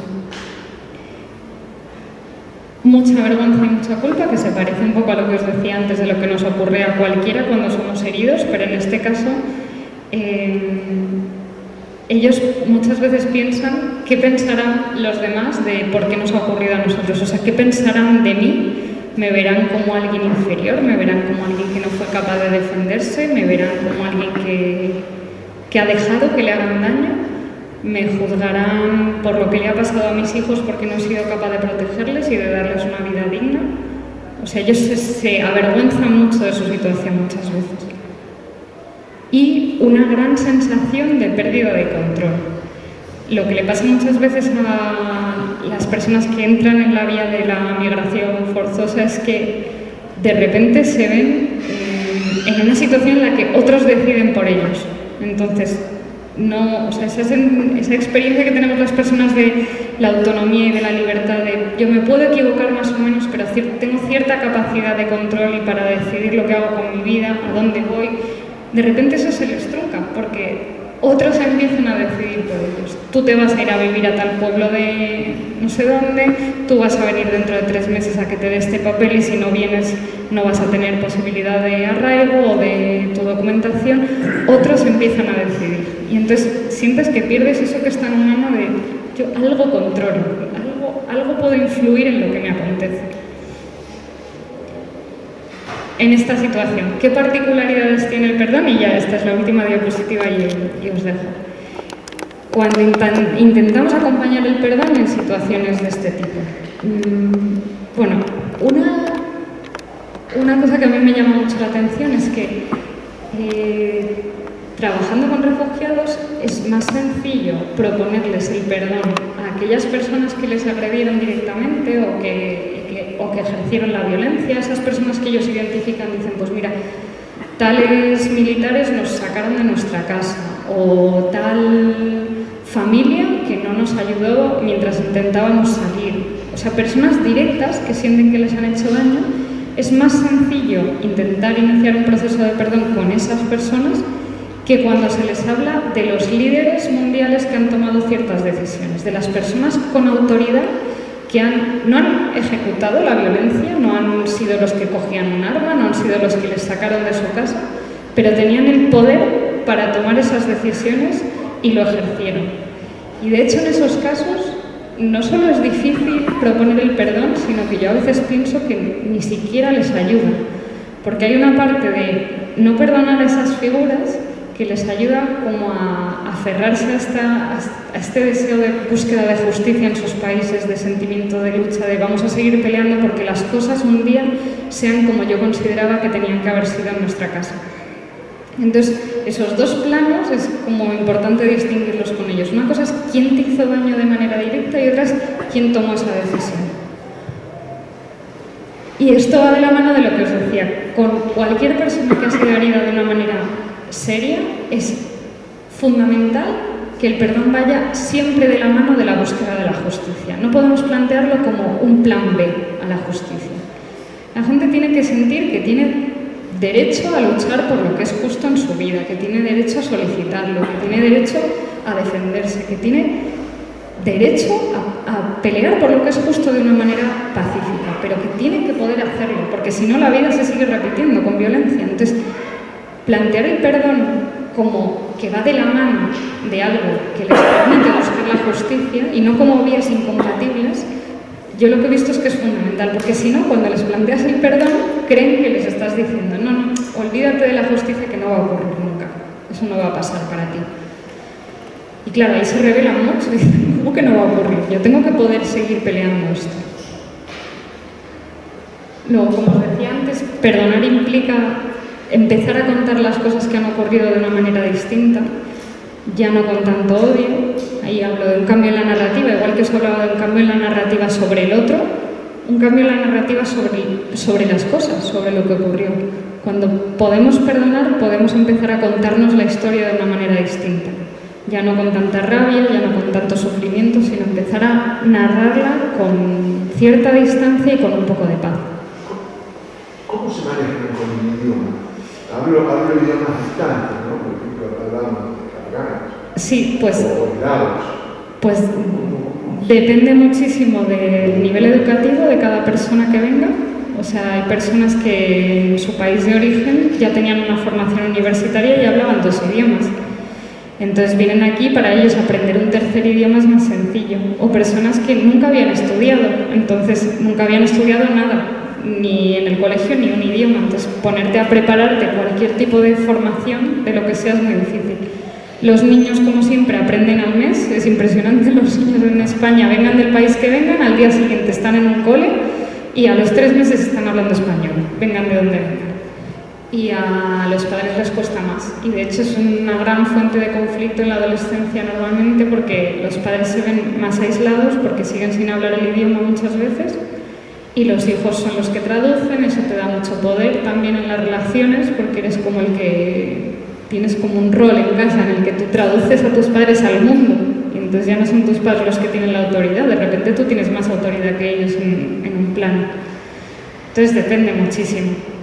Hay gente pues, que tiene un don para las lenguas y se suelta al mes, y otra gente que no aprende nunca y que se pasa 30 años en España y que sigue sin aprender. También os digo, hay una parte de la capacidad para aprender que con las experiencias muy traumáticas se nos bloquea. Entonces hay gente que, pues yo por ejemplo acompaño a una familia afgana que ella era economista allí, formación universitaria, y hablaba francés e inglés, y lleva 5 años en España y es incapaz de aprender español. Pero no porque no tenga capacidad académica para aprender español, es porque tiene tal bloqueo con lo que ha ocurrido, tiene tal nivel de experiencia traumática que no es capaz de aprender. No, o sea, tiene la memoria. Depende de dónde estamos, depende un poco. A mí en este caso me traduce su hija, así que... Pero depende, hay organizaciones que tienen más recursos y tienen traductores de todo tipo, y hay otras que no tanto. Si queréis pasamos ya a las preguntas, me quedan un par de puntos, pero si queréis ya, como me digáis. Termina. ¿Quieres terminarlo o no? Venga, termino un par de puntos y ya.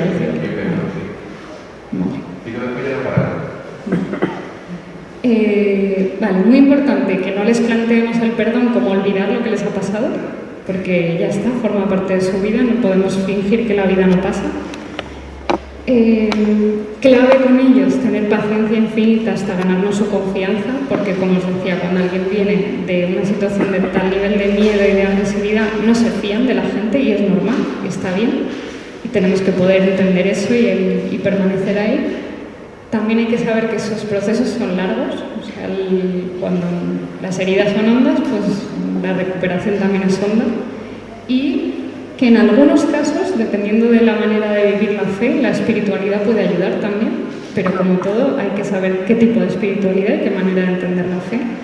Pero en muchos casos, por ejemplo, la gente que viene tiene un gran sentimiento comunitario y la propia comunidad de fe se convierte en una red que sostiene, y eso va de la mano también de la propia recuperación. Y aquí lo pongo al final porque no siempre se da, pero claro, yo muchas veces dejo, como soy psicóloga, pues dejo un poco de lado toda la jerga legal porque me siento una ameba con ella, pero es verdad que lo fundamental que les da seguridad en la vida es la situación legal. Entonces es algo que nosotros tenemos que poder entender y aprender y conocer también como ellos, porque cuando uno se siente seguro es cuando puede empezar a sanar. Si sigues viviendo esta constante sensación de incertidumbre y de que en cualquier momento te pueden deportar, en cualquier momento lo que has conseguido se puede derrumbar, o que no vas a tener nunca un trabajo, o no puedes llevar a tus hijos al médico porque no tienes sanidad, pues claro, la vida se convierte en muy complicada. Ya no es solo lo que traías en la mochila, sino lo que te está pasando en este lugar. Así que nada, con esto termino y Y espero un ratito de diálogo con vosotros o de preguntas, lo que queráis.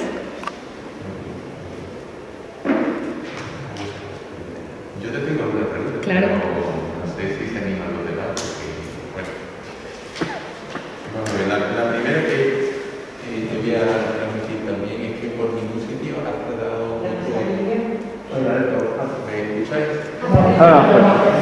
¿Me bajo la mascarilla? Sí. No te preocupes, quédate así, con mascarilla así, mejor. Que por ningún sitio ha aparecido otro concepto que va muy relacionado con el perdón, como es la culpa. No sé si la has omitido intencionadamente, me imagino, ¿no? Pero me venía a la mente también en alguna otra charla que tuvimos, no aquí, en otro sitio también, si la culpa era positiva o no. Si la culpa ayudaba al perdón, a todo un proceso de perdonar, o por otro lado era algo que incapacitaba al hecho de perdonar. Vale. Sí, la he omitido, de hecho tengo una diapositiva más abajo sobre ese tema, pero la he omitido por tiempo y porque hoy me he centrado en hablar de perdón a otros. Porque la experiencia de perdón a uno mismo es un poco diferente. O sea, cuando nosotros nos sentimos culpables por algo y tenemos que perdonarnos a nosotros o recibir perdón de otros, es un poco distinto a cuando nos sentimos que nos han hecho daño y tenemos que ser nosotros los que perdonamos. Entonces, la dimensión de la culpa, siempre me paro a hablar de ella cuando hablo del perdón a nosotros mismos.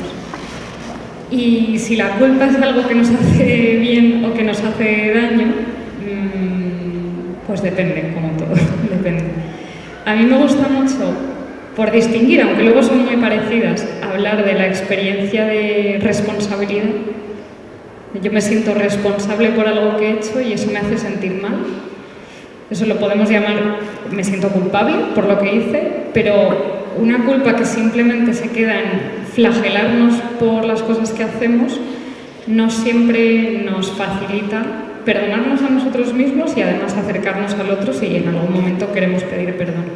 Por eso creo que la responsabilidad, cuando la llamo responsabilidad, y luego ya os digo que se parecen mucho, es algo que nos facilita la acción y la transformación. Si yo me siento responsable por algo que he hecho, no necesariamente eso me bloquea, no necesariamente. Entonces puedo empezar a dar pasos hacia el otro y hacia mí mismo para poder intentar perdonarme por aquello que hice. Me equivoqué, reconocerlo, darme cuenta de que metí la pata, o no me equivoqué, simplemente me porté fatal, no fue un error, fue un acto consciente y yo soy responsable de lo que causé, me arrepiento de haberlo hecho y me permite perdonarme a mí mismo y acercarme a otros. A veces hay una culpa que solo nos enreda en mayor culpa, en una narrativa sobre nosotros mismos deshumanizadora, como os decía antes. Cuando somos heridos a veces deshumanizamos al otro y empezamos a hablar de él como si fuera un monstruo, como si fuera menos que humano. Pues a veces hay una culpa hacia nosotros mismos que hace un poco lo mismo, que empezamos a tener un discurso sobre nosotros como soy impresentable, no, como si me ha ocurrido hacer aquello, y empezamos a hablar de nosotros como si fuéramos alguien sin dignidad. Y a veces la culpa no nos saca de nosotros, nos mete en un pozo del que es difícil salir. Pero sí, no me he parado ahí porque eso es otro melón tremendo que daría para un día entero también.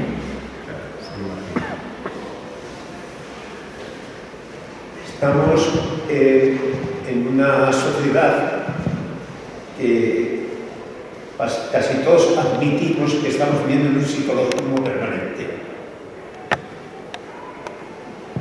Conoces algunos libros que han sido bestseller antes de la pandemia, en el que algunos hablaban de que la psicología era el futuro, el bienestar del hombre, la felicidad del hombre, el hombre se va a superar a sí mismo, el hombre si no es feliz, la culpa la tiene, digo hombre, digo mujer, no tiene capacidad, el hombre tiene la capacidad de sí mismo para ser feliz, la felicidad está en uno, en el hombre está en su posibilidad, está en el futuro. Bueno, todo esto con el bichito se ha ido abajo. Pero yo lo que me pregunto es que en tu charla no lo he visto así, por eso me garantí. Este reduccionismo al psicologismo, hay una catástrofe. Un grupo de psicólogos se está encargando, la palma. Los psicólogos están... todo esto, pero la psicología tiene un límite. Tiene un límite. Y de ese límite no se habla, pensando que el hombre por sí mismo y solo con la ciencia psicológica es capaz de solucionar estos problemas que superan la propia ciencia. Y no aparece esa limitación que tiene la psicología a la hora de afrontar problemas como los que acabas de exponer. Nada más, era solamente una pregunta y se la dejo. Bueno, yo estoy completamente de acuerdo con el reduccionismo de todo lo que hacemos. O sea, pues en unos contextos se reduce la intervención a psicología, en otros se reduce al discurso de la ciencia, en otros se reduce al discurso médico, en otros al discurso educativo. Yo creo que si entendemos al ser humano con la complejidad que tiene, tenemos que entender que tenemos muchas dimensiones humanas y todas necesitan ser atendidas de manera diferente. Entonces, claro, yo he planteado la psicología aquí, una psicología muy espiritual, os diría, no es cualquier psicología. O sea, una psicología muy conectada con la dimensión espiritual del ser humano. Pero en ningún momento creería que el sufrimiento humano únicamente se debe mirar desde aquí. Este es como el granito que se aporta desde un lado. Yo creo que a las personas hay que atenderlas en toda su complejidad. Entonces, cuando acompañamos al ser humano en su dolor, tiene que ser un acompañamiento espiritual, tiene que ser un acompañamiento médico, un acompañamiento social, un acompañamiento legal y un acompañamiento psicológico que no es mejor que otros. Es uno más de las múltiples dimensiones que tenemos las personas. Y si una cojea, las demás se caen. A mí, vamos, yo siempre, una de las primeras preguntas que les hago a mis pacientes es si se encuentran bien físicamente. No voy a sanar yo eso, pero es muy difícil el trabajo emocional cuando a alguien le duele el cuerpo, cuando a alguien le duele una rodilla. Entonces parece una cosa muy evidente, pero a veces se nos olvida que es que a veces lo estamos pasando mal simplemente porque no nos encontramos bien físicamente. Entonces, vete al médico, vamos a ver si podemos atender eso, vamos a ver si te puedes encontrar mejor físicamente y si todo lo demás cambia. Y así, pues con todo. Como os decía, yo a veces dejo de lado el plano legal cuando es fundamental para las personas. Fundamental. Lo dejo de lado porque escapa a mi control, porque yo no tengo capacidad humana para acompañar eso, pero me parece que es fundamental trabajarlo. Y lo mismo con la dimensión espiritual, con todas. Lo importante es que sepamos que el ser humano es complejo y que ninguna de las dimensiones por sí sola aborda la complejidad que tenemos.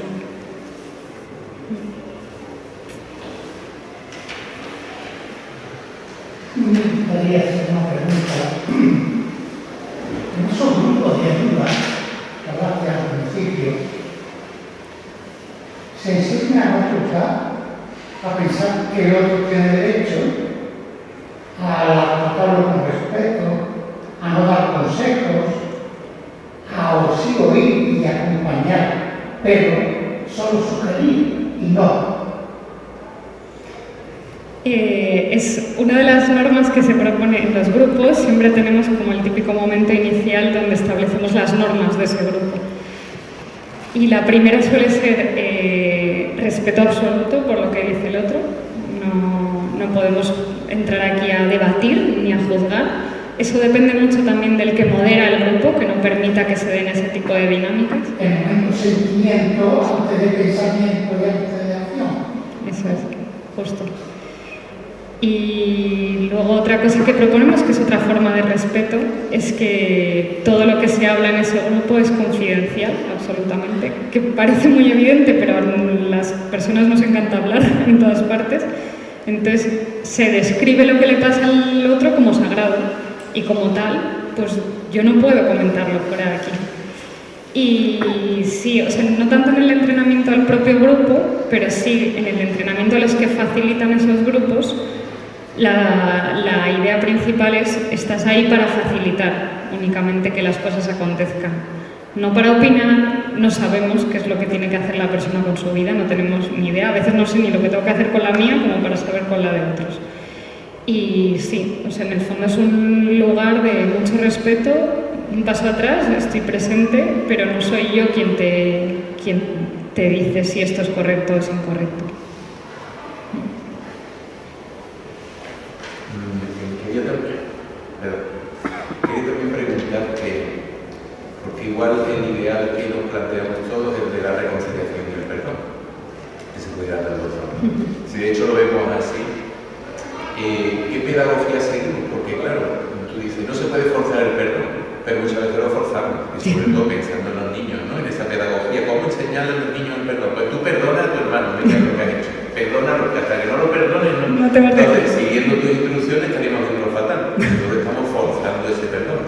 Pero por otro lado, si vemos que lo importante que es ese perdón, reconciliación, tenemos que hacer algo por acompañar a ese niño a llevarlo hacia el entrega.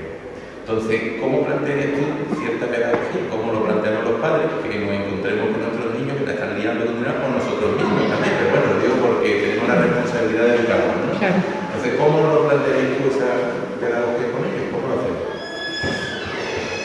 Bueno, yo lo que os decía es que estoy poniendo muchos ejemplos de cuando las cosas se ponen muy mal. Y lo cotidiano las cosas suelen ser un poco más sencillas, gracias a Dios. No tenemos este nivel de conflictos en nuestro día a día ni en los patios de colegio, a veces. Yo creo que todo esto que hemos hablado se puede aplicar en menor escala en conflictos cotidianos. Entonces la idea es, pues yo que se ponías el ejemplo con los niños. Por supuesto a los niños hay que animarles a que perdonen y se reconcilien y continúen jugando con los demás. Pero quizá los adultos a veces nos saltamos porque tenemos un poco de prisa o porque no sabemos muy bien entender el mundo emocional del niño. Nos saltamos la parte en la que nos paramos a ver cómo se ha sentido, porque le han herido.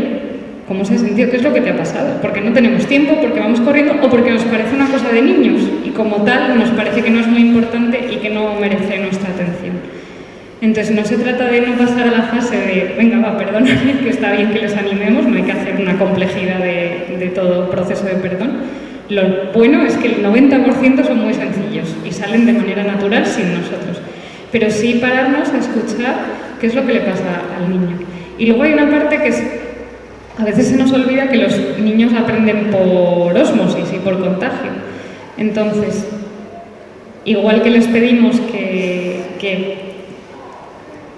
vivan el perdón de manera natural en sus vidas, también nosotros podríamos, como adultos, compartir cómo son nuestras heridas y cómo nos reconciliamos con otros. A veces, como que nos da mucha vergüenza, pero los niños perciben los conflictos, perciben las discusiones entre sus padres y a veces se saltan la fase de la reconciliación porque no la ven, porque los padres la han hablado en otro momento y de repente ellos ven un conflicto y ven que las cosas vuelven a ser como antes. Y no saben qué es lo que ha pasado en medio. Y es bueno narrar esa parte.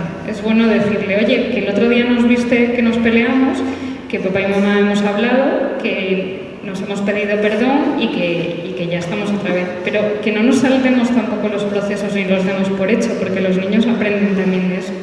Y luego muchas veces queremos que los niños que cuenten cómo se sienten, que cuenten lo que les pasa, pero nosotros no contamos nada. Entonces, nuestra vida se convierte casi en un interrogatorio. ¿Qué te ha pasado? ¿Qué has hecho en el patio? ¿Con quién has estado? ¿Qué es lo que te ha dicho? Pero no contamos. Entonces los niños aprenden a contar en la medida en que nosotros contamos también. Adaptado a su grado y a su capacidad de comprensión. No estoy diciendo que de repente nos abramos en canal con los niños, pero sí, la idea es este mismo proceso en pequeña escala se puede repetir en todo momento. Y de hecho yo lo único que he incorporado como explícitamente, que no es ni siquiera novedoso, pero sí como explícito, es vamos a pararnos un poquitín más en la herida antes de saltar al perdón. Muy bien, bueno, ¿tenemos una otra preguntita? Bien. Pues Ángela, te agradecemos muchísimo. Yo creo que has cumplido enormemente las expectativas que te hemos puesto, que desde no pongáis expectativas tan altas. Te agradecemos muchísimo tus palabras. El tema también era complicado, es difícil tratar en ese nivel tan íntimo y profundo. Pero agradecemos mucho el esfuerzo que has hecho por venir aquí. Os agradecemos también a todos vosotros. La verdad que también creo que ha cumplido las expectativas, bueno, no sé si las expectativas, quizá las pusimos más bajas de todas las conferencias, en el hecho de que la abríamos a hacerlas presencialmente. Y la verdad es que yo he visto pues, muchas caras que habéis ido repitiendo conferencia, pero hoy en día ya sabemos que tenemos en una posición importante el día tan soleado y tan bueno que tenemos, después de los días de lluvia, de tierra, de todo lo que hemos tenido. Bueno, pues agradecemos entonces enormemente que hayáis venido. Os pedimos también todas vuestras sugerencias, ¿vale? Ya hemos terminado el ciclo, de algunos tenemos vuestros correos, de otros no tenemos vuestros correos, si podéis dejarlo allí, os mantendremos informados de actividades que hacemos en la asociación y plantearlo también. Ya os he dicho que Ángela está aquí porque habéis escrito que queríais que repitiera. Pues si veis que hay algún conferenciante que os gusta o algún tema que a vosotros parece interesante, escribidlo. No nos perdemos los correos, ni se olvidan, ni nada de esto, ¿vale? Así que os esperamos para el próximo año en esta conferencia. También si alguno sois voluntario y trabajáis en la asociación, ahí durante todo el año. Ahí no paramos, ya sabéis, pero las conferencias regresarán a partir de enero del año que viene, ¿vale? Entonces creo que le debemos un fuerte aplauso a Ángela.